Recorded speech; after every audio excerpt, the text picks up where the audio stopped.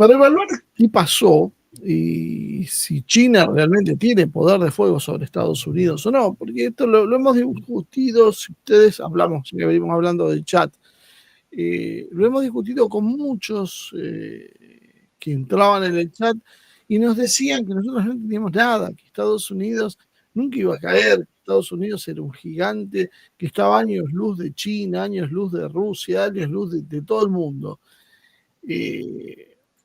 Y bueno, parece que no fue tan así y parece que pasaron algunas cosas que vamos a hablar. Entonces, evaluar precisamente si la maniobra de China con las tierras raras es efectiva o no, requiere entender primero que China controla la mayor parte del procesamiento de tierras raras en el mundo. No es solo que las extrae, después hay un proceso de refinamiento para que eso se pueda utilizar, que es bastante complicado y que requiere cierta expertise que la ha desarrollado China. Como cuando en algún momento nos decían, bueno, pero para la industria del fracking nosotros tenemos que arreglar con Estados Unidos porque ellos tienen el desarrollo, pero los rusos pueden ser muy buenos, pero ellos tienen otra característica de petróleo, entonces no explotan el fracking morís con Estados Unidos. Bueno, acá pasa lo mismo, pero con las tierras raras. Esa cuestión de deslocalizar producciones que hizo Estados Unidos y que la propia Europa dijo, no, esto es contaminante, que lo haga otro.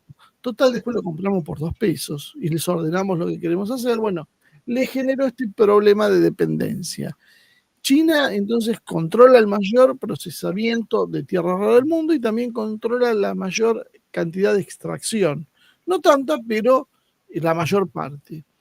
Hay yacimientos en otros países, en Myanmar, por ejemplo, pero la etapa de refinamiento y transformación, desde el mineral crudo hasta los compuestos útiles, está altamente concentrada por China. Es decir, China tiene la llave. Estados Unidos y otras economías avanzadas dependen de las importaciones de las tierras raras porque es lo que tiene que ver con la electrónica y con los imanes que se utilizan para los sectores de punta. Se utilizan en electrónica, se utilizan en los vehículos eléctricos, se utilizan en los sistemas de defensa, se utilizan en todo tipo de sensores, en la industria aeroespacial.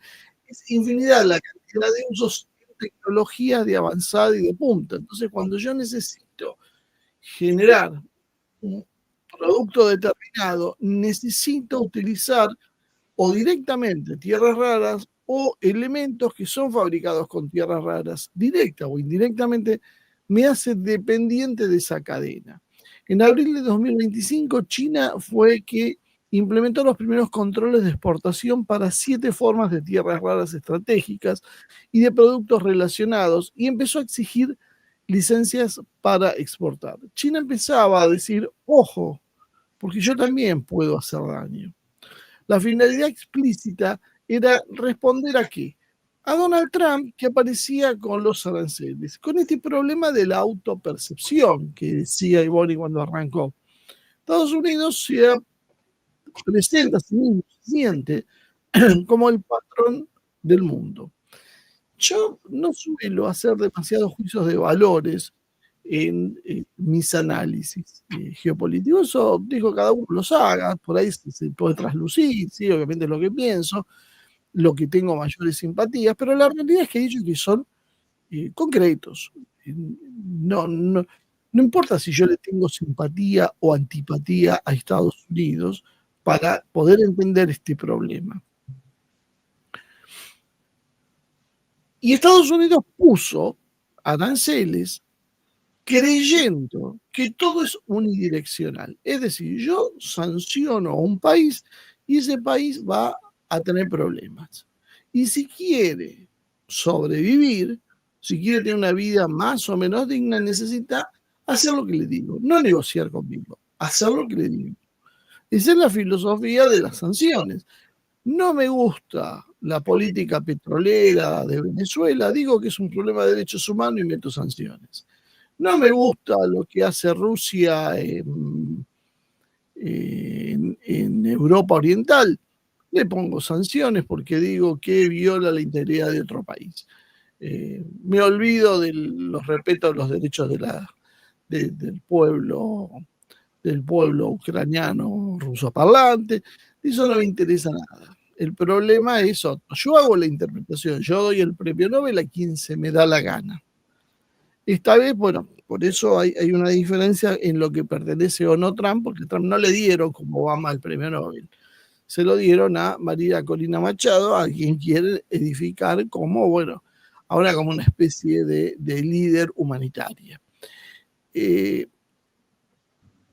Pasó el tiempo, China fue ampliando las restricciones y agregó otros 5 elementos más a la lista de control, endureciendo las condiciones de explotación de tecnologías relacionadas al procesamiento y al reciclaje. China ha justificado entonces movimientos bajo criterios de seguridad nacional y control tecnológico. Es decir, China no hace como Estados Unidos y dice, yo voy a bloquear, voy a sancionar porque no me gustan los derechos humanos, porque no me gusta el alineamiento, porque no me gustan los colores de la bandera. China dice, no, esto tiene que ver con mi seguridad nacional. Y contra eso hay poco que decir. O sea, cada país considera lo que es seguridad hacia su seguridad nacional o no. Porque el problema en definitiva de Rusia en Ucrania es la seguridad nacional. Y es el mismo problema que esgrime Estados Unidos cuando bloquea a Cuba. Es un problema de seguridad nacional Cuba. Entonces es como una muletilla que usan los países poderosos, porque los países menos poderosos o los países que por ahí no son, no sé si tan poderosos, porque no sé si nos daría el cuero para ser tan poderosos, pero sí podríamos hacer bastante más de lo que somos, y precisamente no somos poderosos porque no tenemos ese concepto de seguridad nacional, es decir, defender lo que a nosotros nos interesa, lo que es vital para nosotros. China, entonces, generó un paraguas legal y una narrativa que legitima un movimiento de coacción económica. Es decir, va a sancionar a Estados Unidos, pero no como un ataque a Estados Unidos, sino simplemente como un derecho a la defensa. Por lo tanto, la decisión china no es meramente simbólica, porque existe además una base técnica y estructural para que las sanciones y los controles tengan efectos reales. Más allá del efecto directo sobre las cadenas productivas que estaba mencionando, la decisión de China tiene otros componentes que hacen a la cuestión estratégica. Es una señal, es una advertencia. China le está diciendo precisamente, yo sé dónde puedo pegar. Y si no pego es porque no quiero, porque no me interesa, porque soy un país que quiere el comercio y quiere el negocio y creo que podemos hacer cosas que nos beneficien a todos. Ahora, si ustedes no lo entienden así, yo también puedo defenderme. No es que yo no tenga opción. Porque en Estados Unidos y en el primer mundo europeo, está mucho la idea de, quizá por décadas, siglos de preeminencia a nivel mundial, de tener el derecho para hacer lo que quieren y que los demás lo tengan que aceptar. Sentirse como una especie de seres privilegiados que tienen la capacidad de señalar los defectos de los demás, pero los demás no pueden señalar los propios. Bueno, el problema es que las cosas cambian y los demás pueden señalarte los próximos. Y lo otro que tampoco ha medido bien Estados Unidos es que China no es un país joven, emergente, que recién aparece.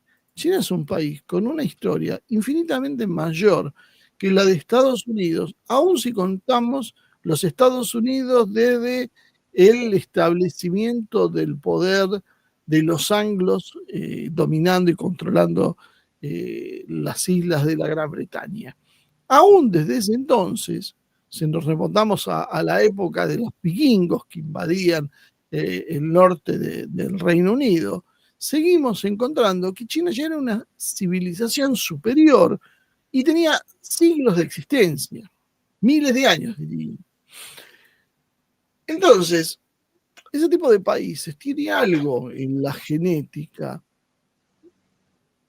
que les hace esperar los tiempos, que le hace entender que hay imperios pasajeros que pueden ser muy poderosos, pero no son más que esos, pasajeros. Los chinos vieron pasar el Imperio Romano, vieron pasar el Imperio Otomano, los chinos vieron pasar el imperialismo japonés, los chinos vieron pasar el auge de la compañía holandesa de Indias, los chinos vieron pasar el imperio portugués, vieron pasar el imperio español, y ellos ahí siguen todavía. Y debe ser por algo, ¿no? Debe ser por algo, porque los demás crecieron, tuvieron su cenit y después cayeron. Y en cambio los chinos no, los chinos siguen. Buena parte, diría, hasta el siglo XVII, podríamos decir que China fue la superpotencia mundial, si hubiese existido ese concepto. El problema es que, bueno, por las limitaciones tecnológicas de la época, había esferas separadas. Pero la realidad, para nosotros la historia transcurrió en Europa, pero si uno fuera un marciano que mira al mundo, vería que la historia transcurrió en buena medida con China como protagonista. Y China después se tomó una pausa de un par de siglos, donde pasó a ser una nación media, muy poblada, pero una nación con mucho menos peso histórico. Y China dijo, bueno, vamos a retomar lo que fuimos. No hay más misterio que ese. China tiene ese ADN imperial construido en base al comercio y eso nos da pautas de cómo China va a actuar. Si nosotros nos creemos que somos lo que no somos y nosotros subestimamos lo que son los demás, tenemos problemas. Entonces lo que ha hecho China es que demostró que puede responder más allá de las meras represalias comerciales. No fue una sanción económica más. Puede golpear las áreas más sensibles de alta tecnología que son el corazón, el eje del poder estadounidense, del aparato productivo estadounidense y de sus Fuerzas Armadas. E inclusive de sus grandes tecnológicas. Porque todos nos admiramos de la tecnología de las empresas de Silicon Valley, pero no tendría ni para empezar si China dice basta. Porque no tenía materias primas, tenían que recomenzar todo de vuelta. Y eso llevaría muchísimo tiempo. China en realidad le envía un mensaje de que la supremacía tecnológica de Estados Unidos no es un hecho dado. En realidad depende de una serie de condiciones globales, de redes globales, de cadenas de suministro globales que pueden ser interrumpidas también. Y que si Estados Unidos interrumpe algunas porque cree que de esa manera mejoran sus condiciones productivas, lo cual está todo su derecho y parece absolutamente razonable, China también tiene derecho a responder. Entonces China empieza a fijar un límite. ¿Cuál es el límite? Vos interrumpís las cadenas que vos quieras, si no querés no me compres, no hay problema. Lo que sí, si vos me pones un arancel de 100%, yo te voy a devolver la pelota de alguna manera. Porque no voy a dejar solo que vos castigues mi economía y yo me voy a quedar de brazos cruzados viendo eso. Y eso es lo que ha hecho China. No sabemos exactamente, por lo menos se dice públicamente, si esto producía un colapso generalizado de las industrias de Estados Unidos, pero sabemos que los daños o los costos perceptibles han sido muy importantes. Hubo cuellos de botella que se están produciendo ya, que ya se venían produciendo a partir de esas sanciones, que amenazó China con cortar por completo para las fábricas de automóviles, para las fábricas de productos electrónicos. Todo lo que era estadounidense o teñido de estadounidense quedaba invalidado por esa cuestión. La falta de imanes o suministros para imanes para tierras raras puede detener las líneas de producción e incrementar los costos de producción. Produce retrasos adicionales por las licencias, por tiempos burocráticos, por revisión de proveedores y hasta por la búsqueda de fuentes alternativas. En muchos casos, los contratos de suministro que funcionan bajo el supuesto flujo libre y ahora quedan en una especie de incertidumbre. hay una presión para reformular, reconfigurar las cadenas de producción. Es decir, las empresas buscan diversificar proveedores, internalizar capacidades, repatriar procesos e invertir en procesos de investigación para minimizar la dependencia. Pero todo esto implica tiempo y costos muy elevados y pérdida de eficacia a corto y mediano plazo. Es como si yo fabrico algo con componentes importados y de golpe digo, bueno, no puedo usar más los importados, los tengo que sustituir por nacionales. Por ahí no existen los nacionales, no hay. O hay muy pocos. Hay terceros proveedores que están comprometidos con otros clientes. Entonces yo tengo que salir y disputar esos pocos productos que hay mientras preparo mi industria para que produzca los nuevos. Y esto lleva tiempo de planificación, de inversiones, de experiencia. Y esto significa costos y pérdida de mercado. Y eso es lo que mostró Chile. Eso es lo que mostró Estados Unidos. Costos elevados, pérdida de eficiencia, era lo que iba a conseguir si seguía insistiendo. Estados Unidos ha tenido que negociar ya con esta cuestión de la presión, que ya venía pasando en los últimos tiempos, nichos, espacios para ciertos proveedores, por ejemplo, las grandes automotrices estadounidenses, que ya estaban con dificultades para producir por falta de precisamente elementos que se producían en China. Y esto produce un impacto indirecto macroeconómico, desordenando entonces esas cadenas de valor y la incertidumbre para inversiones en alta tecnología.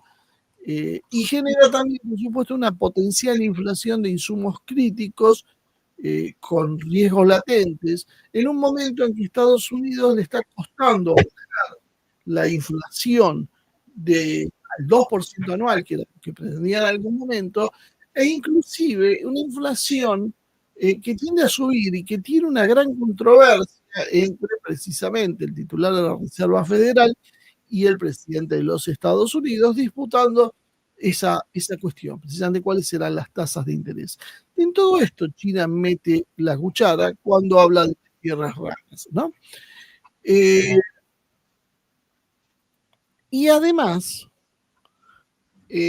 mostró las vulnerabilidades de Estados Unidos. Develó públicamente que el gigante tenía pies de barro, que el gigante no tenía una capacidad absoluta para hacer lo que quería hacer, lo que amenazaba con hacer, sino tenía limitaciones, que podía también sufrir represalias. Quizá el error fue que Estados Unidos sobreestimó sus propias capacidades para imponer sanciones sin contraprestaciones.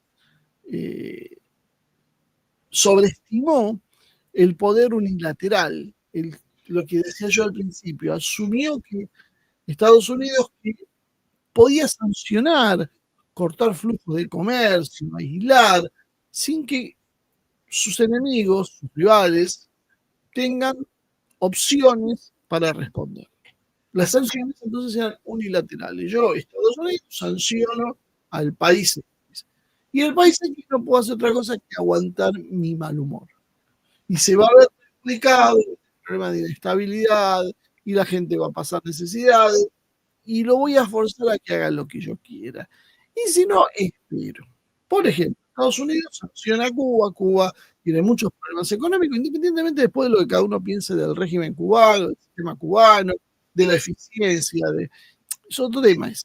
Hay un hecho objetivo, es que hay un bloqueo y que Cuba eso lo perjudica comercialmente. Imagínense si la Argentina está como está, con la ayuda de Estados Unidos, imagínense si encima nos bloquearían, ¿qué pasaría? Por ahí no sería mejor. Pero bueno, en principio supondríamos que nos iría peor.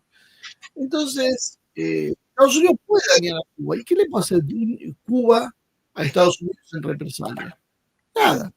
¿Qué puede hacer? No tiene nada a su alcance. Eso lo Estados Unidos calculó mal. China no. China sí puede hacer daño. Y más cuando no es el único país con el cual Estados Unidos empieza a enfrentarse. No comprendió que China tenía las espadas, tenía la carta más importante en el juego, que era el dominio sobre las tierras raras. Subestimó entonces la dependencia, dado que Estados Unidos históricamente ha visto cómo ha decaído su industria de procesamiento de tierra por razones, como mencionaba también al principio, ambientales, laborales, de incentivos, de modo que también tiene tierras raras, no tiene mucha capacidad para transformarlas competitivamente. Necesitaría una preparación anticipada para esto y no invertir con suficiente vigor y certeza política en la diversificación de cadenas, ni con acuerdos genuinos con aliadas, ni estímulos tecnológicos fuertes, robustos, de modo que la crisis tenga una respuesta que sea estratégica y no forzada. Es decir, Estados Unidos no se preparó adecuadamente para enfrentar este problema y hoy se encuentra con la necesidad de responder como puede a los apurones. Estados Unidos fue ignorando las señales y en realidad cuando uno amenaza con sanciones globales debe tener credibilidad en su capacidad para ejecutarlas. Es decir, si yo amenazo a un país, tengo que tener la capacidad de ejecutar la amenaza y no de una manera donde yo la ejecuto y es una victoria pírrica donde después viene una contrarreacción que me hace más daño que lo que yo pude producir, sino tener cierta impunidad de hacerlo. Y Estados Unidos lo tuvo en el pasado, hoy ya no lo tiene. Y ahí es donde está el problema que tiene Estados Unidos. Porque Estados Unidos está destruyéndose a sí mismo y está destruyendo a sus aliados, es lo mismo que está haciendo Alemania, la Unión Europea, porque no prevé las respuestas de sus enemigos, no cree, no entiende que hay un desequilibrio estratégico que en realidad favorece a quien controla lo que es el nodo crítico de la previsión del elemento que yo necesito, ya sea el gas ruso o las tierras raras chinas. Subestimaron esa cuestión y no calibraron las respuestas que podían tener sus enemigos. Entonces, en lugar de avanzar con tarifas al 100%, Estados Unidos debería haber negociado qué es lo que yo necesito, qué es lo que yo quiero. Pero Trump, en lugar de desmontando esto, en forma, me refiero a desmontando el sistema global de producción para favorecer la localización de Estados Unidos con cierta pausa, con cierta coherencia, decidió hacerlo de un momento para el otro casi como un capricho. ¿Por qué? Porque ellos creen que el resto del mundo no existe. Ellos son seres superiores con capacidades superiores que pueden hacer lo que quieran y el resto tiene que aguantar porque no tiene otra cosa que hacer. Y desprecian a todo el mundo. Los desprecian desde la ignorancia porque no conocen.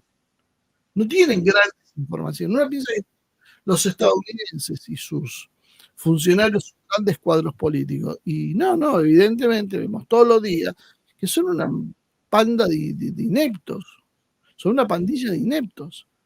O sea, no es solo que sean malos, son idiotas. O sea, hacen cosas definitivamente de torpes con este gobierno y con el anterior. Fíjense, un presidente como Biden, un presidente como Trump, tampoco es haber tocado el cielo con las manos. Tenían un presidente como Biden, claramente no estaba en condiciones de gobernar. Eso es Estados Unidos. Entonces, debería Estados Unidos haber celebrado acuerdos estratégicos, haber tenido alianzas con terceros países, haber subsidiado nuevos procesamientos para ir preparándose para esto. pero no lo hizo, porque nunca creyó que China podía ofrecer resistencia. Y acá llego a preguntarnos qué podía hacer China en realidad, porque China ahora levantó el pie del acelerador, pero en cualquier momento lo puede volver a pisar. Entonces acá tendríamos que ver que China tiene una ventaja estructural, como decíamos, y puede tener, se pueden presentar en realidad tres escenarios que me parece que son interesantes que los analicemos. Por un lado, un primer escenario donde China impone una restricción mucho más severa, pero limitada, ¿no? O sea, China, por ejemplo, dice que va a prohibir la exportación de determinadas tierras raras críticas, productos minerales intermedios, hacia Estados Unidos, negando licencias de exportación a empresas estadounidenses o de defensa, y mantiene el suministro a aliados selectos mientras tanto. Con esto conseguiría China probablemente cortes más abruptos en la producción de defensa, satélites, sensores, aeronaves, armas guiadas, todos los sectores estratégicos de los Estados Unidos y de Occidente en general, porque no olvidemos que Europa fabrica sus armas con componentes claves estadounidenses. O sea, tampoco tiene autonomía en la producción. No producen el 100% del arma. Aunque diga que está fabricada en Alemania, en el Reino Unido, en Francia, en realidad parte de sus componentes son de origen estadounidense y tienen tierras raras. Por lo tanto, no tienen entonces la capacidad de disponer de eso libremente. Entonces, esto afectaría a la industria de todo Occidente. No solo por los costos, que serían más altos, sino simplemente por la imposibilidad técnica de contar con elementos. Si no lo tenés, no lo tenés y no lo podés utilizar. No hay. Como diría Milei, no hay plata, bueno, no hay tierras raras. Esto generaría una presión doméstica de seguridad nacional para imponer medidas drásticas de racionamiento, incentivos fiscales, compras estatales, produciendo una aceleración inmediata en las inversiones en sustitución de la tecnología o del reciclaje. Pero esto lleva tiempo. Hacer emerger un proyecto de este tipo, que nunca fue rentable y por eso no se hacía, es una enorme implicación. Y en temas tan candentes como hasta ahora, probablemente un tiempo que Estados Unidos no tenga. Estados Unidos podría forzar acuerdos con Japón, Australia o la India, si le van quedando aliados, porque hoy es muy probable que ya a la India ni siquiera le interese. ¿Por qué? Porque la India también sufrió las mismas amenazas y sanciones que China. Y cuando la India hubiese aprovechado esta situación para rivalizar con China, se dio cuenta que era peor Estados Unidos, porque Estados Unidos le hacía cosas que China no le hacía, y en definitiva con China había coexistido durante miles de años, no había tenido problemas. Con Estados Unidos apenas, con 2 siglos de existencia de Estados Unidos, la India tiene problemas. Y no solo tiene problemas en Estados Unidos, si tiene memoria, sabe que son los hijos directos del Imperio Británico, los recuerdos son muy malos para la India. Eh, eh, Generar alianzas con Australia, por ejemplo, es más tedioso todavía, lleva más tiempo, desarrollar las infraestructuras, hacer las ecuaciones de costos, todo eso, eh, y posibilitaría seguramente, lanzaría una guerra tecnológica más extensa, con sanciones cruzadas, bloqueos a las empresas chinas que operan globalmente, y recibiría contramedidas en la cadena de suministro tecnológico. Esto sería básicamente un escenario de riesgo muy alto, con plazos de efecto de medio a largo, por lo que no ayudaría al intento de Donald Trump de lanzar la economía estadounidense, una economía, entre paréntesis, que está sufriendo mucho. Y por lo que cuenta la gente que vive en Estados Unidos, está muy dura la situación económica de Estados Unidos. No se están viendo los resultados, hay Hay inflación, cosa que ellos no están acostumbrados como un argentino, entonces para ellos es un impacto realmente complicado, hay una retracción del mercado, hay dificultades laborales de conseguir trabajo, y toda esta situación está erosionando la base de confianza con Trump. Esta pelea con China haría más de lo mismo, porque parte del problema, habíamos dicho, que era precisamente el aumento de los costos por los aranceles, que los aranceles estaban bien dentro de determinadas pautas. Y si vos lo hacías con inteligencia, si vos se lo aplicás a todo el mundo en forma despectiva, imperial, es muy difícil que esto salga bien, porque el resto empieza a devolverte los golpes y terminás complicándose. No se puede despegarse gradualmente y marchar al aislacionismo, pero lo que no se puede es cortar las cadenas de un momento para el otro sin un enorme sincronazo interno, con un país dividido políticamente como son los Estados Unidos. Hay un segundo escenario que es China podría aplicar un embargo total o casi total a los Estados Unidos. Eso sería más drástico que el anterior, sería bastante complicado. China, en este caso, cortaría por completo, casi por completo, el suministro de tierras raras y tecnologías conexas a Estados Unidos con una represalia total. ¿Qué produciría esto? Bueno, una reducción mucho más profunda de los sectores estratégicos de defensa, espacial, tecnología de punta, los que estuvimos viendo antes, una limitación de los insumos claves para provocar cuellos de botellas insalvables en ciertos componentes, generando entonces una escalada militar o de inseguridad que Estados Unidos debería responder con sanciones más agresivas de mercado, bloqueos financieros, y este conflicto no quedaría probablemente solo en una guerra comercial, sino que tendería a escalar. Esto produciría una recesión brutal tecnológica en los Estados Unidos, especialmente en aquellos sectores de alto valor agregado, la pérdida de ventaja e innovación en los dominios de las tecnologías más sensibles. China podría usar entonces esa superioridad para ejercer mayores concesiones diplomáticas, condicionando el comercio, la tecnología, la cooperación con terceros países y alianzas estratégicas. Es decir, las economías tratarían entonces de ir aprovechando el espacio dejado por los Estados Unidos para acercarse a China y suplir la demanda que China tiene o que tiene el resto de tierras raras. China ya no entregaría a Estados Unidos. Produciría paralelamente un colapso reputacional de los Estados Unidos que perdería a su vez credibilidad como garante de las cadenas de seguridad, porque las cadenas de producción las garantiza Estados Unidos. ¿Para qué querían semejante marina si no era para garantizar el comercio? Bueno, China no vende, no hay cadena de producción. Y si eso pasa, su liderazgo empezaría a debilitarse, ser un liderazgo en pies de barros, una vez más, tomamos esta figura.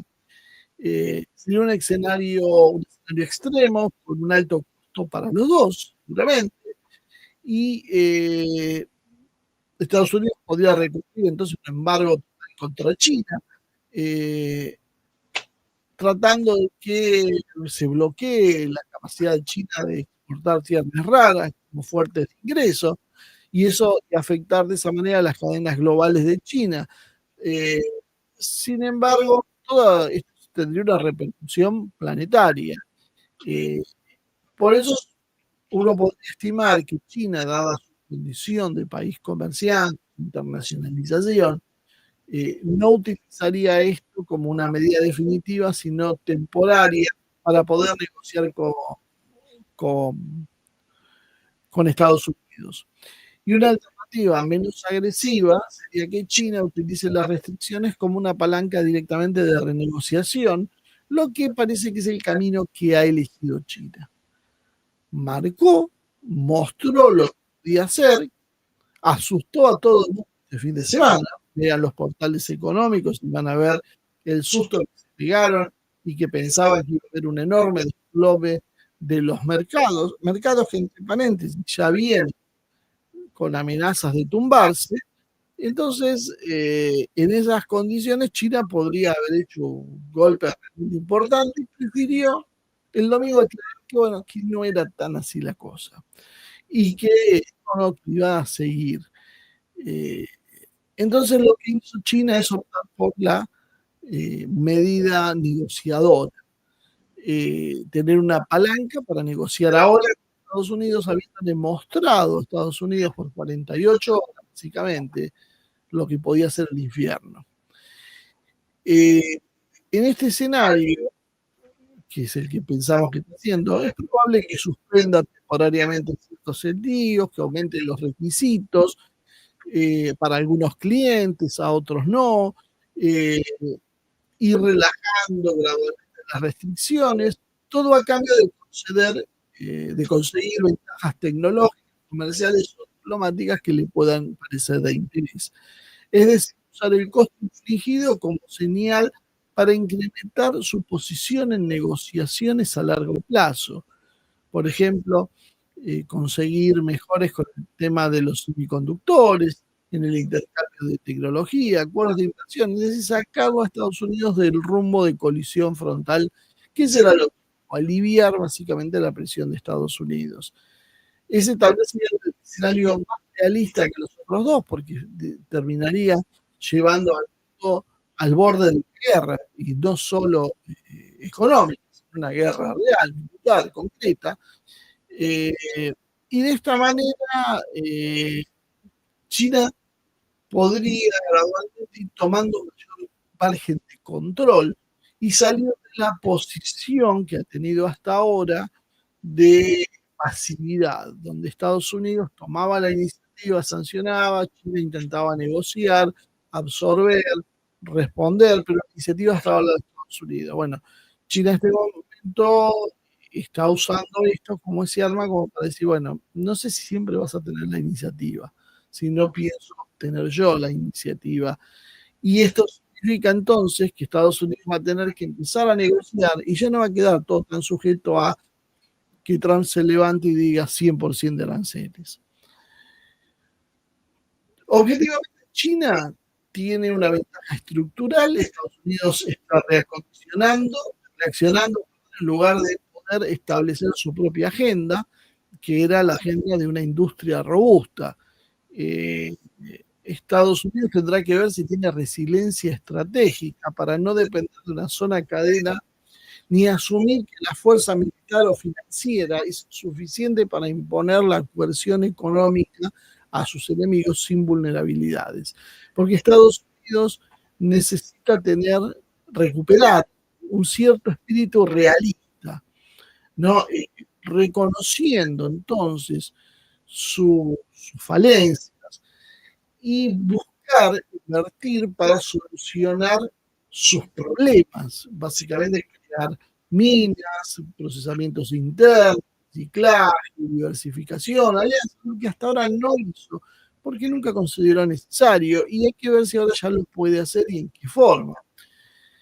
Existe un desfasaje, podemos decir, cognitivo, dado que si uno asume que la capacidad de sancionar es unilateral y sí contra poderes realmente verosímiles, hacer política internacional con esa mentalidad puede llevar a fantasías de dominación que no son aplicables en la realidad. Creerse más de lo que es, qué es lo que le pasa a Estados Unidos. Este episodio de las tierras raras le enseña a Estados Unidos que tiene una vulnerabilidad sistémica, que es su talón de Aquiles, como cualquier otra gran potencia, que no es vulnerable, que anticipar las maniobras del enemigo o del adversario requiere una dosis de humildad que no parece tener, porque necesita comprender, aceptar que su enemigo domina cosas y que su país depende de esas cosas. Si Estados Unidos no acepta que China domina áreas, como por ejemplo las tierras raras, puede tener muchos problemas porque ni siquiera hay una defensa creíble ante esa situación. En realidad, la credibilidad de las amenazas no depende solo de la cuestión retórica, como Trump amenazar, que además todo el mundo ya le viene tomando el pulso, sino de la capacidad real de ejecutar esto sin un autosabotaje. En muchos casos, la mejor defensa es construir alternativas antes de reaccionar ante la crisis. Estados Unidos no construyó las alternativas y pretende reaccionar ante una crisis. Estados Unidos tiene entonces un patrón, amenaza sin poder sostener la crisis. Y no es que lo hace solo con China. Cree que el mundo sigue dependiendo de Estados Unidos, pero en realidad las estructuras materiales, políticas, ya han cambiado. En el plano militar, Washington hace lo mismo con sus Tomahawks, los exhibe con símbolos de poder, pero esos misiles ya no equilibran la balanza estratégica en su favor, o desequilibran. Los misiles Tomahawk tienen 40 años de antigüedad, China tiene misiles equivalentes superiores y tienen capacidad de Estados Unidos de producirlos en cantidades importantes.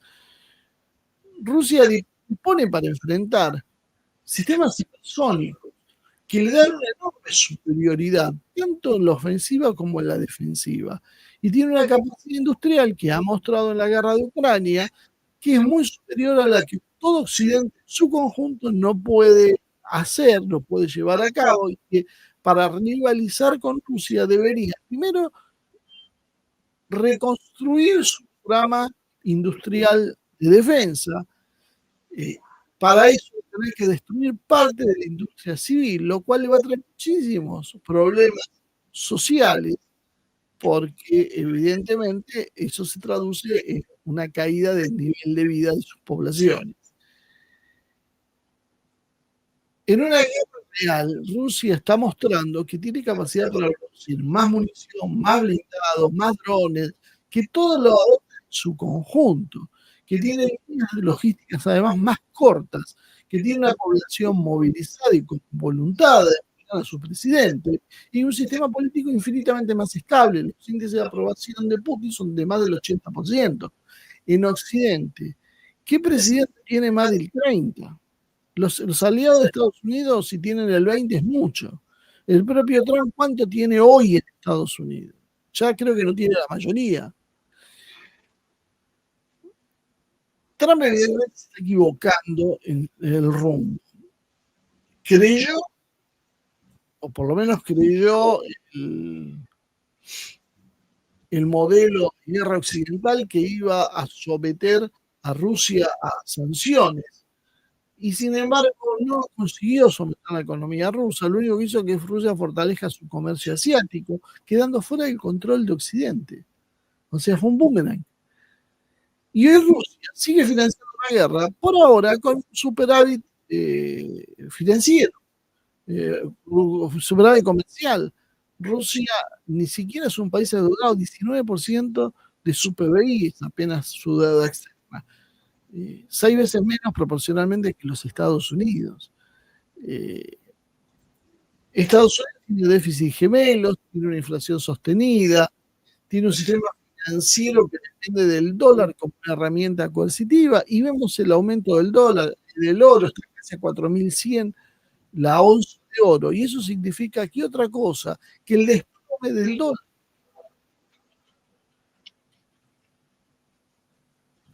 Y hay algo psicológico. Estados Unidos vive en una inercia de su mito nacional, que ya lo mencionamos la otra vez, ser la nación indispensable, un destino manifiesto. Ellos no ven la multipolaridad de proyectos, sino como algo inexistente, mientras que China, Rusia, India, buena parte del sur global, operan más fuera de la órbita del dólar, de la órbita de Occidente. Militarmente ya la disuasión no existe. Rusia puede responder de la misma manera. Estados Unidos no puede amenazar a Rusia con qué, con unos misiles Tomahawk. Es como amenazar, no sé, a un tanque con un fusil. O sea, no tenés demasiadas posibilidades para Rusia, simplemente es una molestia. Por supuesto que puede llegar a una guerra por esa situación, pero no va a cambiar el balance de poder. los 50 bajó que podía llegar a Estados Unidos como mucho, no tiene la más mínima chance de torcer ni un grado el ángulo que se está realizando esta guerra. Entonces, en estas condiciones, Occidente una vez más se ha empantanado y se ha metido en un problema ahora con Rusia que no encuentra cómo resolver Estados Unidos. ¿Cómo ir contra Rusia si Rusia es resistente a las sanciones económicas y militarmente es igual o más fuerte que Estados Unidos? Es no aceptar la realidad. Ahí es donde está el problema. Hace rato esto se venía sabiendo. Bueno, se está aprendiendo ahora por las malas en Estados Unidos. Estados Unidos tiene unas élites, básicamente, que están atrapadas en la nostalgia y el negacionismo. Niegan la realidad y tienen nostalgia de lo que fueron y ya no son. Ellos creen que basta con amenazar para que el resto obedezca. Y en realidad lo que se está viendo cada vez más es que el miedo está cambiando de bando. Estados Unidos ya no pierde guerras. En realidad lo que está perdiendo es la noción de la realidad y eso es muy grave. Es muy grave que un país con tantas armas nucleares empiece a perder la noción de la realidad. Confunde tener poder mediático, donde sí tiene una gran supremacía, con tener poder activo. Confunde las sanciones que toma indiscriminadamente con una estrategia eficiente. China, en realidad, con esto solo le recorta un poquitito la dependencia occidental de China, que la parte del mundo es de China. Y Rusia le muestra potencia militar. Ambos, en realidad, le ponen un espejo enfrente a Estados Unidos. Y el imperio indispensable estadounidense hoy depende en realidad de quienes pretende dominar. Y esa es la paradoja. La multipolaridad en realidad no se discute solo en foros, se empieza a imponer en los hechos, en la producción, en la energía, en la voluntad y en la coherencia interna. Rusia tiene todas las herramientas de su lado. Estados Unidos solo tiene el reloj.